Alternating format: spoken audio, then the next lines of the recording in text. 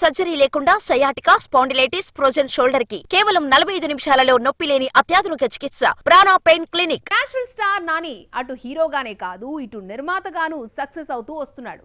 Court cinema commercial hit తో Nanibabu banner wall poster cinema trade వర్గాల్లో discussion కి reason అయింది.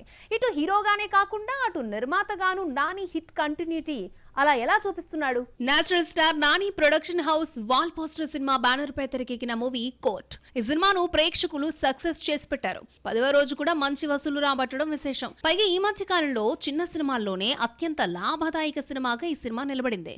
మొత్తం మీద 10 రోజుల రన్ ని కంప్లీట్ చేసుకుని ఈ చిత్రం భారీ వసూలును అందుకుంది.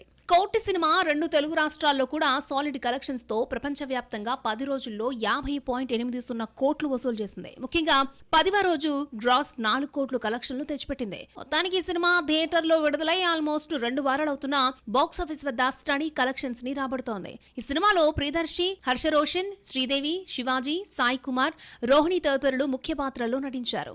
ఈ చిత్రానికి రామ్ జగదీష్ దర్శకత్వం వహించారు. నాని సిస్టర్ ప్రశాంతి ఈ సినిమాను నిర్మించారు. కోర్టు సినిమా ఈ స్థాయిలో హిట్ అయ్యాక స్వయంగా చిరంజీవి గారే తనని నిర్మాత గారు అని సంబోధించారని నానినే చెప్పుకొచ్చాడు. ఒక్క చిరంజీవి అనే కాదు, అటు ట్రేడ్ వర్గాలు సైతం వాల్ పోస్టర్ బ్యానర్ నుంచి ఏ సినిమా వస్తున్నా పాజిటివ్ వైబ్సే వస్తున్నాయి.